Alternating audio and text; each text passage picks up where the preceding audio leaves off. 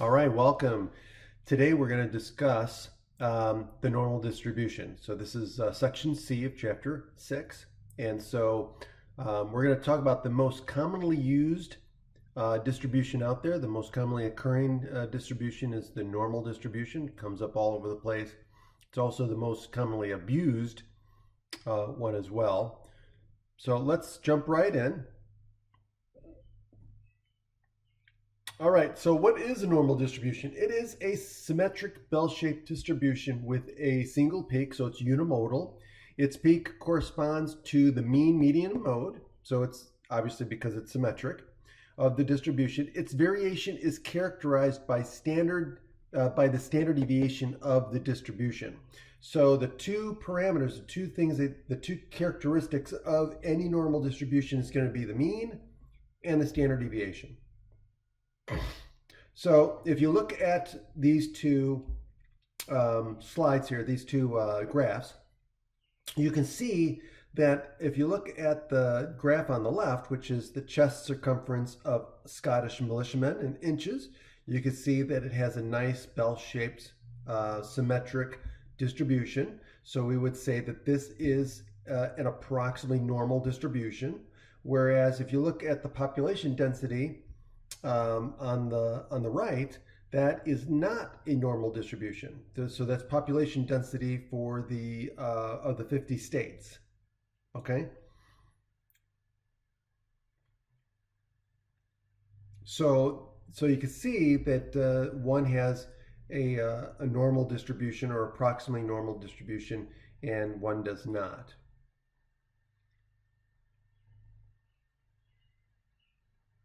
Okay, and so as far as the distribution of the states, you could see that the most states have a low population density, but a few have a much higher population density. So this would be skewed right.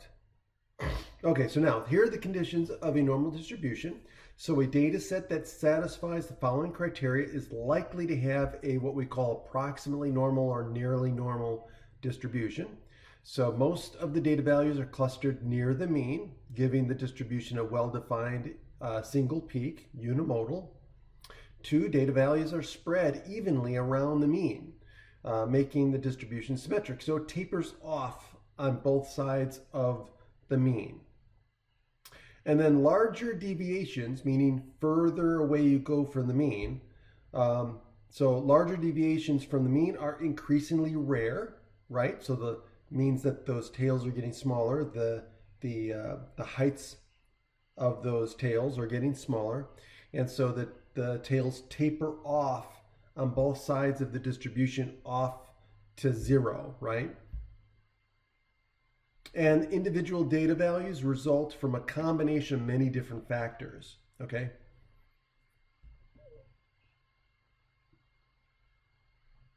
All right, so here we go. Example 2. Which of the following variables would you expect to have a normal or nearly normal distribution?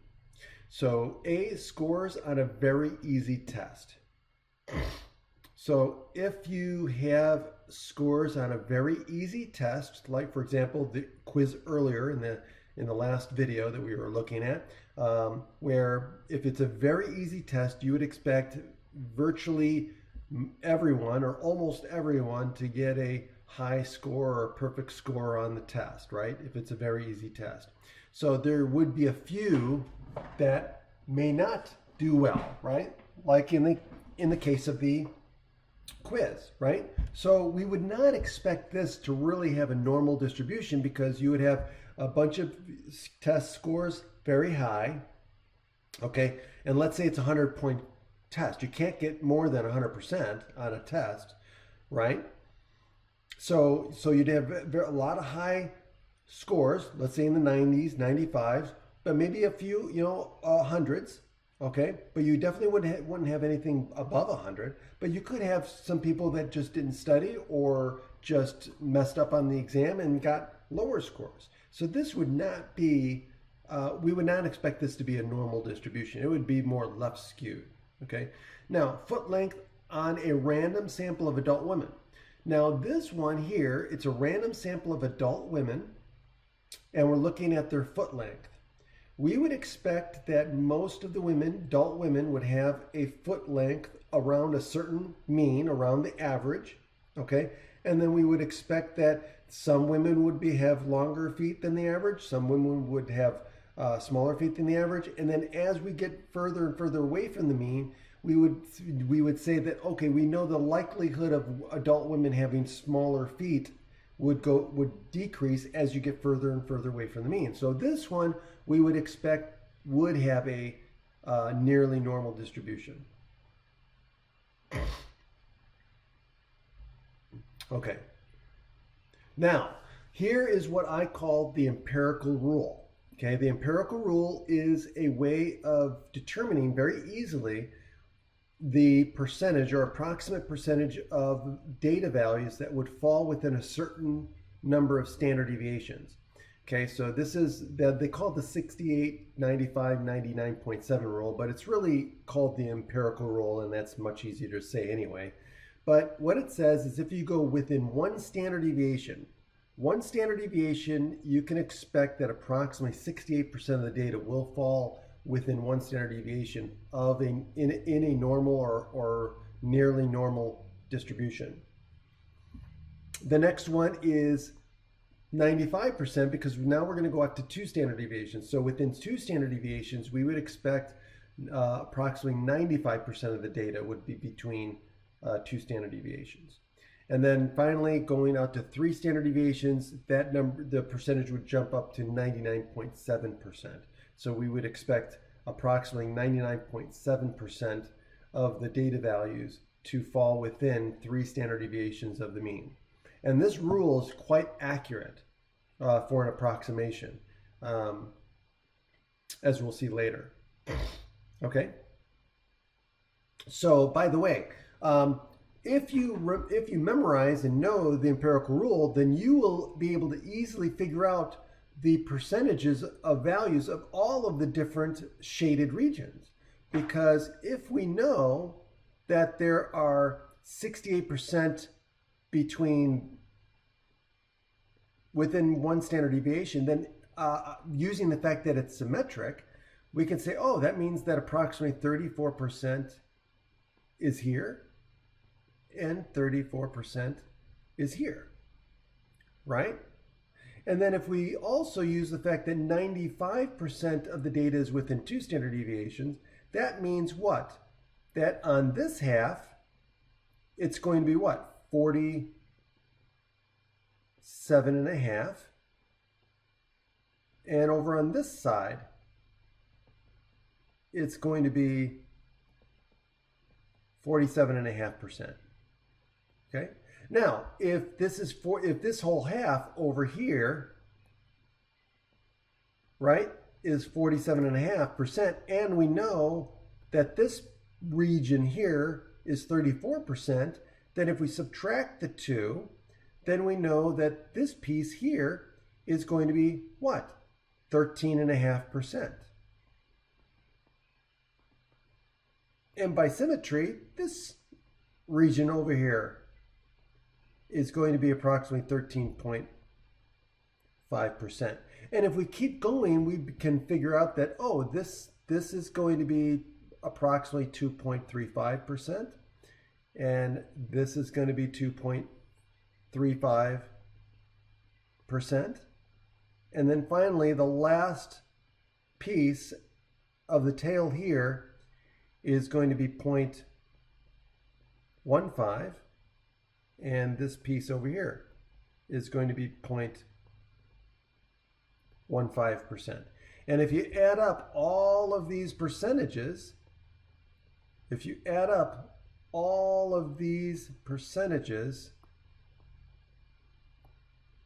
add up to 100%, which is what they should. So the empirical rule, even though it gives you 68, 95, and 99.7%, you can use the information and the fact that normal distributions are bell-shaped and symmetric to figure out all of the different percentages that are there. Okay, which will be very handy with problems. So I always draw a picture. So I strongly recommend that you always draw a picture when it comes to these types of problems, and then map out the empirical rule, and it'll help you answer many questions regarding normal distributions. All right, so let's look at this. So here it is, just a recap. Okay, so notice how close they are to the more precise answer. By the way, 99, this is actually more precise, 99.73%.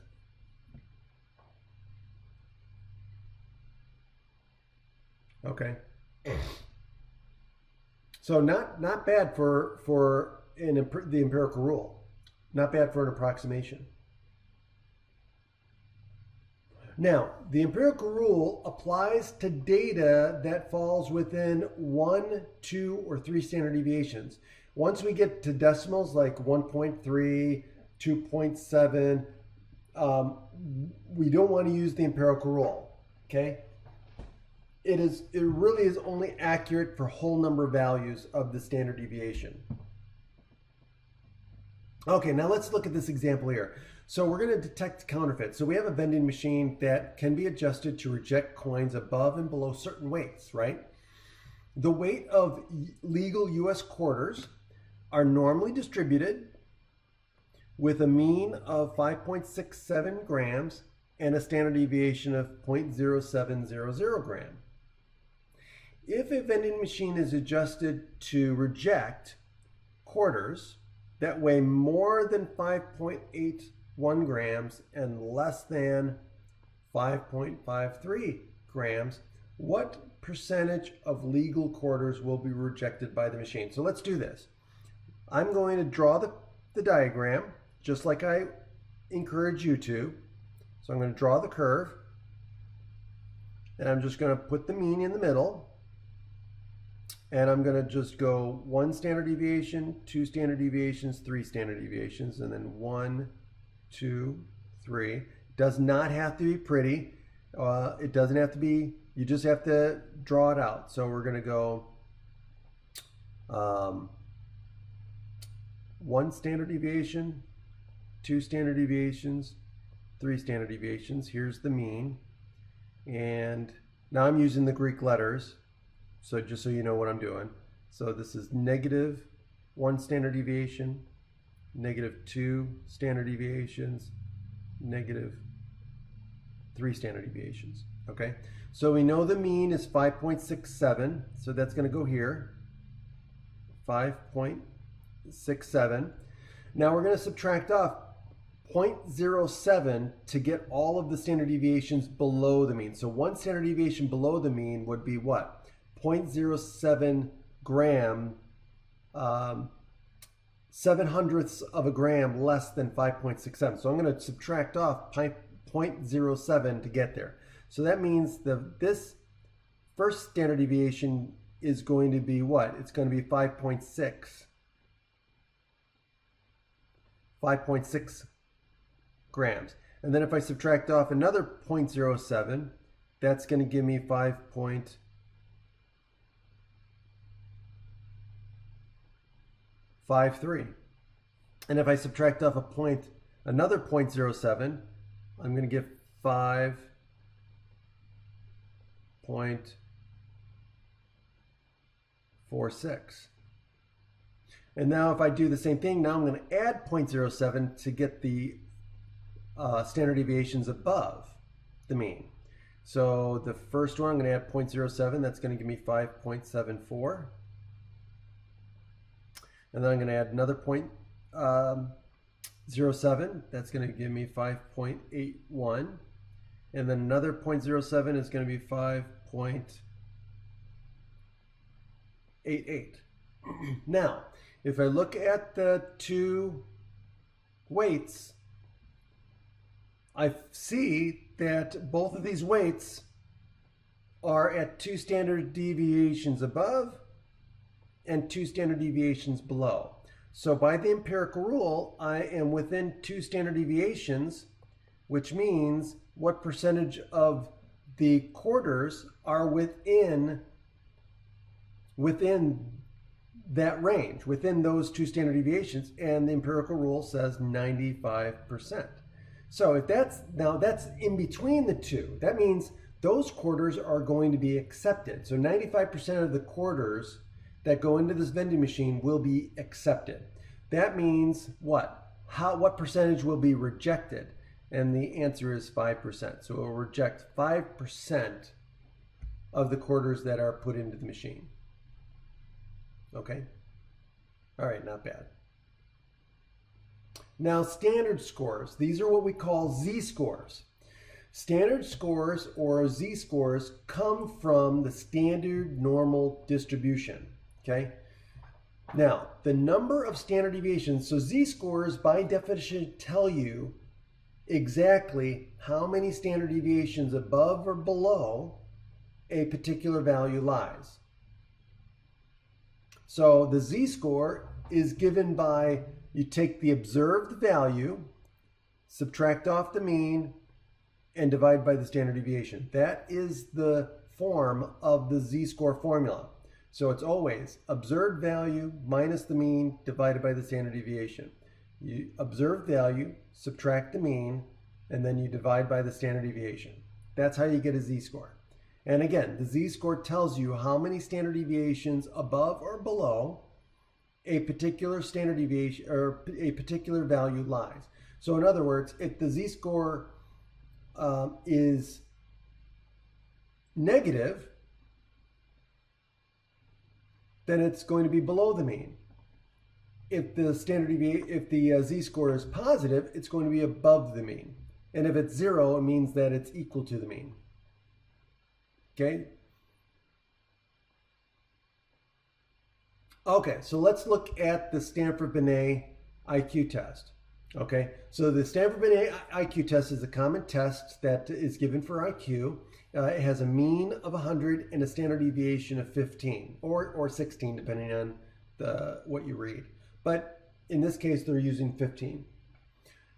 So we're going to find the z-scores, the standard scores, the z-scores for each one of these IQs. So all we're going to do is we're going to apply the formula. So we're going to say, okay, let's do the z-score, and we'll call z1. And we're going to say, okay, the observed value, 85, minus the mean, which is 100, divided by the standard deviation, which is 15. And then the second one, again, we're going to do observed value, which is 100, minus the mean, which is 100, divided by the standard deviation. Oops. And then the third one, we'll do observed value again, minus the mean, divided by the standard deviation. Okay, and so if we do this, okay, now notice that this is going to give me negative 15 over 15, which is going to give me a negative 1. So this means that 85, if you have an IQ of 85, you are one standard deviation below the mean. Okay, now what if you have 100? Well, you're going to get 0 over 15, which is equal to 0, which means you're at the average. So as you have an IQ of 100, that means you are average, right? You're right at the mean. And then for this one here, we get what? We get 25, so it's positive. So we're going to have a positive, we're going to be above the mean, divided by 15, which gives us 5/3, which gives us 1.67. So that means that this, if you have an IQ of 125, that means you are 1.67 standard deviations above the mean. All right. That's it. That's it. And there are the answers. All right.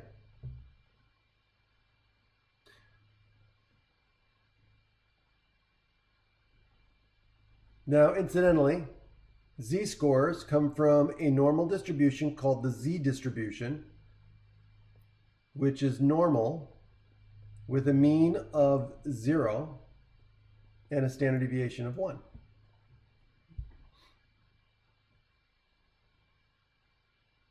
All right, now let's look at standard scores and percentiles. So there are percentile tables, or what we call Z tables, that will give you the percentile, the corresponding percentile for a particular standard score, or Z score. So the percentile of a data value, so we got to know the definition here. The percentile of a data value is the percentage of all data values in a data set that are less than or equal to that particular value, okay, or to the given value. Okay, a data value that lies between 2 percentiles is said to lie in the lower percentile. So we always round down to the nearest whole percentile. So here is a standard score. This is a Z table. So notice for every Z score, there is a corresponding percentile.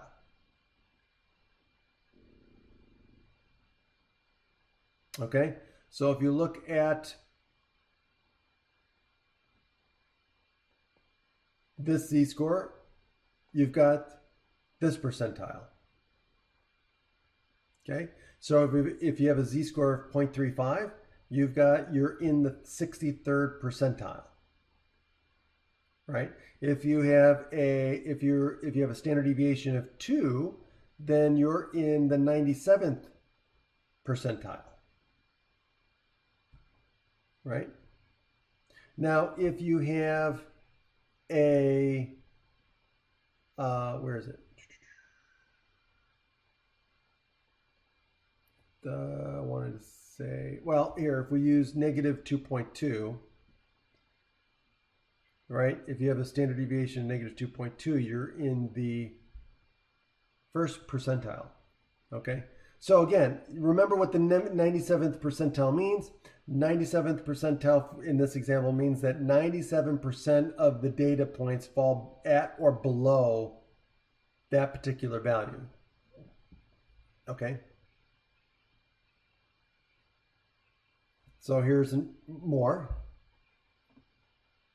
Okay, so notice a Z score of negative 2, so that's 2 standard deviation below, has a percentile of 2.28. That means, so that's in the second percentile. That means 2% of the data points lie at or below negative 2 standard deviations. Okay, so again, practice using the table, so you understand what these percentiles, and make sure you understand what these percentiles mean.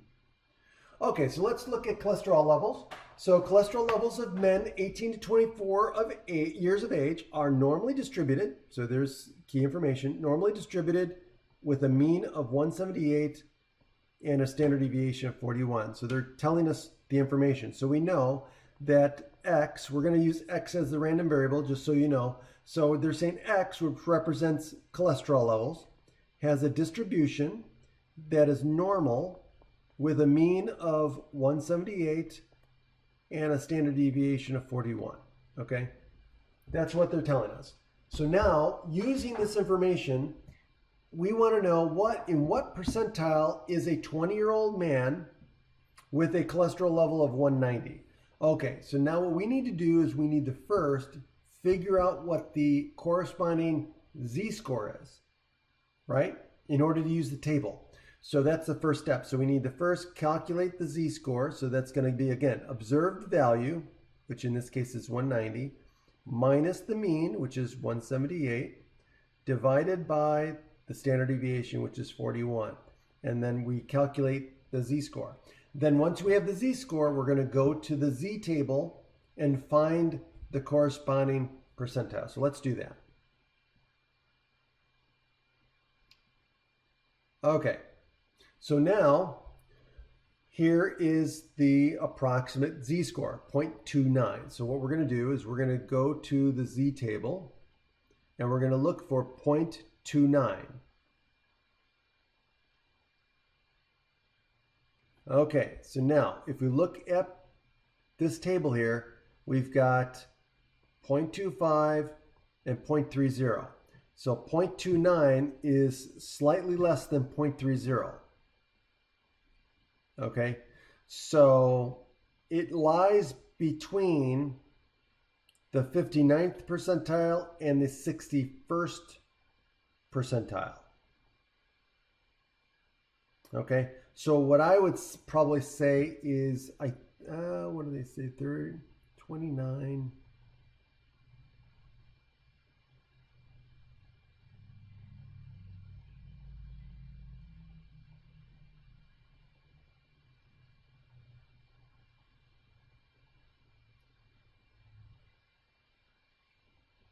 Yeah, so it would be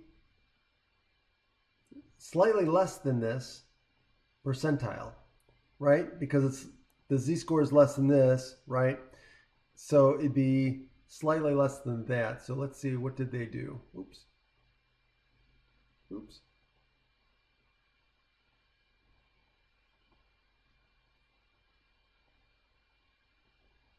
Right, so yeah, it corresponds almost with the 62nd percentile. So it's table 6.4.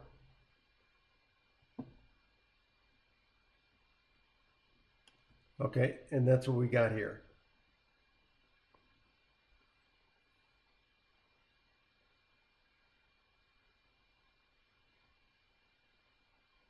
All right, so now what about the second one? The set B says, what cholesterol level corresponds with the 90th percentile? The level at which treatment may be necessary. Okay, so the 90th percentile. So first of all, we need to find the z-score that corresponds with the 90th percentile. So let's find that. So the 90th percentile, so we're looking for a percentile closest to 90%. So if we look at here, right here, okay, that's the closest one to 90%. So we would say it has a corresponding z-score that's very close to 1.3. So now that we have our z-score, what I would do is I'm going to use my z-score formula, right? Z equals observed value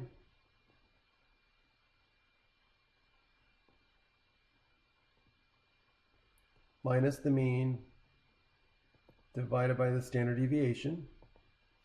And so in this case here, I know my z-score, it's 1.3.